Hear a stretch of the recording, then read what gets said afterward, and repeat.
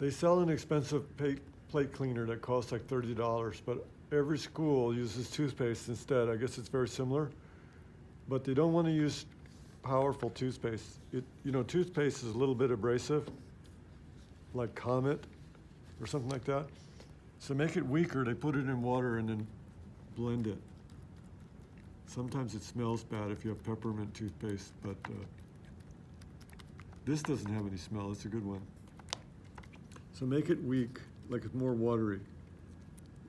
Because these plates are very susceptible to damage. If you rub through that coating, you'll get just solid black. So this is going to be very subtle. Especially now, all I'm trying to do is get rid of the excess toner that might be on there. There's extra water here. Excess toner that might, if it's floating around on the plate. When you use a Xerox machine, and if there's a little gray spot, you might be able to rub it very lightly and it might come off. But mainly it's just extra toner. Sometimes this gets a little gray from the toner. And really depends on the machine too. But some machines leave a lot of black dots everywhere that you don't notice, but they'll start to be like darker. See how that's darker? That's because of the toner that's not supposed to be there. It didn't melt enough. And then I'm just going to wash this off with water right afterwards. That's enough. I went over the whole thing. You don't want to scrub hard though. I'm doing as lightly as I possibly can. So that's good. That's cleaning the plate when you use a Xerox machine. For the original drawing, this is the original drawing, isn't it? No. This is the original drawing. Mm-hmm. You don't clean the original drawing unless you want to see if this will come off. We can try. You have extra? No, I have to wash it off with water. It all has to be washed because there's still a little bit of toothpaste everywhere. Yeah. So I couldn't get this off. I could keep going lightly, but you might have to just take a piece of wet paper with no hard edges. If you're printing, if you put paper there right when you're printing, it'll block the ink. You know what I mean? So when you put the paper down, it can't print that spot because you may not be able to get rid of this, but you could block it with a little mask of paper so that it can't print, but you'd have to do it every time you print. Yeah. So see, that's just blocking that so it can't print. Anyway, it's more than you need on this video. We're gonna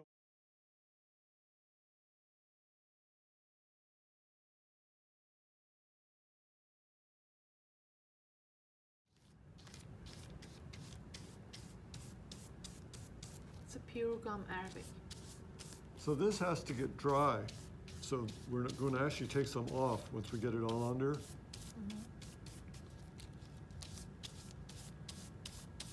Because think what it's doing. It's going inside the plate, but how much will be left when I'm done with the water?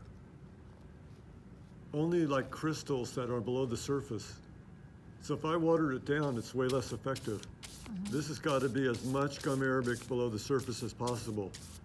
And I'm only doing it once. I'm not going to do this over and over unless I'm printing 2 different days. If I'm finished for the day, I might put gum again. So what I'm going to do after I put it on is try to remove some. But it's rejecting. That's just because it doesn't need to be where it rejects, partly because it's like, because I'm going to kind of buff it down. It needs to be on the white part only, right? Because the other part's not supposed to have gum. The black part rejects the gum. So as long as it's getting in the white parts,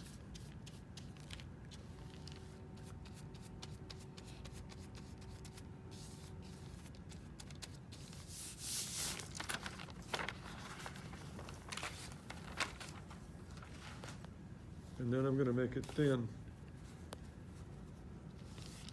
The only part that matters is what's inside the plate, because this is going to get water sponged off with water before I print. You don't have to wait for a couple of minutes and... Then I can't buff it down tight.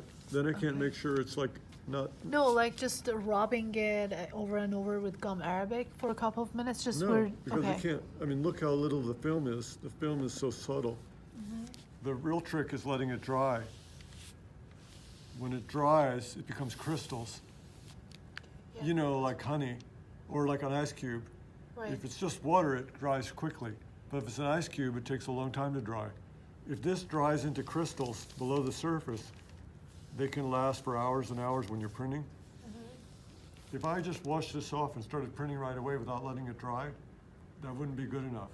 It's got to dry and make crystals down inside.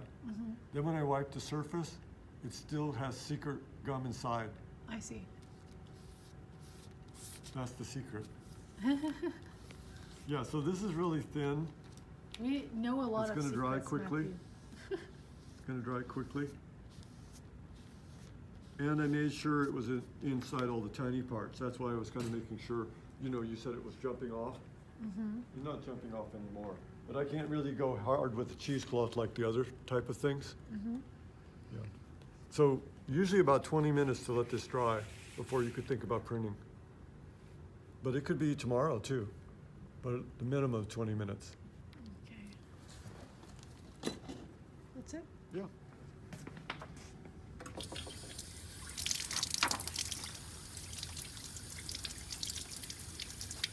A lot on there.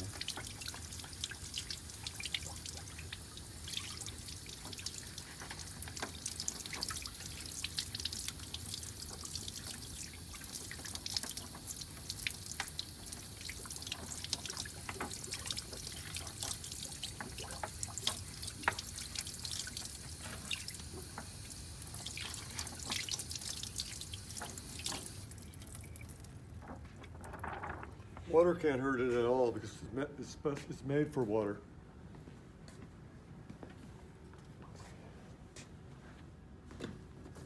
And you're putting piece of newsprint on top?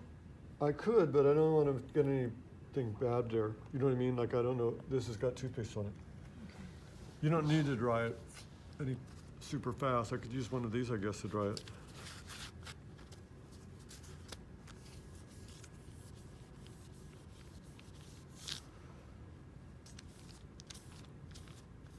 Like this part I could use.